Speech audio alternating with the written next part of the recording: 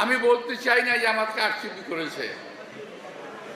আমি বলতে চাই দেশে একটা গভীর ষড়যন্ত্রের আভাস পাচ্ছি আমি।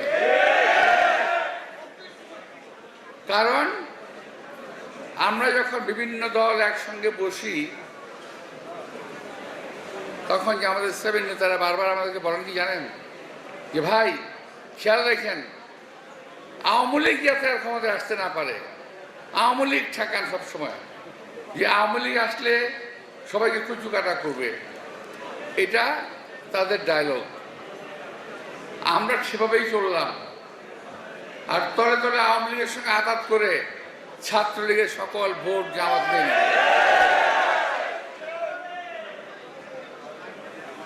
বুঝতে পারছেন? এখন বিএনপির বিরুদ্ধে দেশে এবং দেশের বিরুদ্ধে